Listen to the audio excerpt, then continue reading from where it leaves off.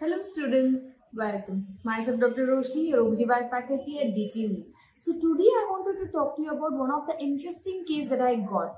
Before going into, let me show you a photo of this. So what is the image shown here? Yes, correct. It is scar dehiscence. So what is the difference between scar dehiscence and scar rupture? In a case of previous LSCS, this is what can happen. One of the most dreadful complications. If you don't pick up at this scar dehiscence stage, then you will end up having a scar rupture. Isn't it? So how do you differentiate between scar dehiscence and scar rupture? In scar dehiscence, we have one thin layer still intact. That is, the amniotic layer is still intact. The uterus is given way, as you can see in the picture. Just a thin layer of amniotic membrane is there. That's all. If that is also ruptured, then that will go in case of a scar rupture. Okay, otherwise if there is a one single layer which is protecting the baby still inside, be it a thin membrane of amniotic membrane, peritoneal membrane, whatever it is, a thin membrane is still protecting the contents inside, then it is scar dehiscence. If we operate at this stage, we can save both mother and baby very comfortably. If this gives way, then we are very in the end stage, very difficult to save the baby or the mother. So what are the signs of scar rupture?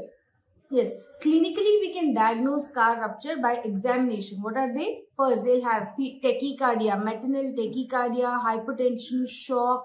These are the common general physical findings. Coming to the uterine or perabdominal features. In the uterus, when you palpate the uterus, during contraction, yes, patient complains of pain. That we all know. But what will happen when there is no uterine contraction? During the intermittent relaxation period, even during that time, if they have pain, then you should think in terms of scar is giving way, dehiscence. If you do not act immediately, then it will go into case of a scar rupture. So here is what we'll need a emergency or category 1 cesarean section. In between the uterine contraction, during the relaxation period, when you palpate on the uterus, if you still find there is pain, then you should go into case of a scar dehiscence and you should operate immediately. Okay, fine, still you're giving a chance for vaginal delivery. Then what will happen? If you do not operate at this stage, scar will give way. Then what will happen? Then they will have continuous pain. The pain will become very severe. It will become a continuous kind of pain. Also, they will have a shoulder tip pain. Why? There is rupture, diaphragmatic irritation, and then there will be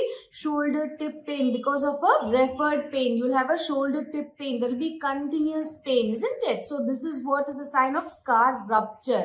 Also, the fetal parts or the things that you can feel on the uterus easily, the spine, the limbs, the head, and all will not be felt so easily. The fetus will be felt in the abdomen. The contour will be lost. The abdominal contour will be lost. The fetal parts are not easily felt, or it is very abnormally felt. Okay, that is how you can feel. And the most and the consistent finding for scar rupture is what? Or the best, or this is there. Then previously the fetal heart rate is all good. Suddenly there is abnormal fetal heart rate pattern. There is tachycardia, bradycardia, variable decelerations, late decelerations followed by intrauterine death. Sudden onset of abnormal fetal heart rate patterns, abnormal CTGs is a clear-cut sign of a scar rupture. Okay, this is how you will diagnose on abdominal clinical findings. Coming to the vaginal, what will happen vaginally? Previously, you were doing PV, okay, she is 5 centimeters, head is at 0 station, 1 station, you will be writing. Suddenly, after that, when she starts giving all these features, if you do PV, the head will not be felt. Previously, which was at +1 station, now suddenly it would have gone up, okay. The head would have moved up, okay. The station will go back. That is also a sign of scar rupture. So, these are the very important signs of scar rupture.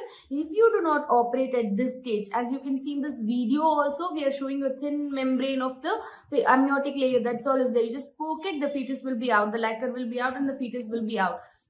Since you are doing this, since you are cutting on the amniotic membrane, it becomes a cesarean section. If it is already ruptured, then what is it called as? It is called as a it is called as laparotomy. No more a cesarean section. If you give an incision on the abdomen and the uterine wall, then only it is called as a cesarean section. Otherwise, it is called as a your laparotomy. Okay, these are the important things that you should know or monitor in a case of a previous LSCS. They can give you this in a multiple ways in an exam. We give it a case scenario, be it a photo. They can give a patient walk to you with all these features that I told you, and then what is your diagnosis, or give a photo and ask what is your diagnosis. These are very important MCQ questions. Okay, hope you understood. All the best. Thank you.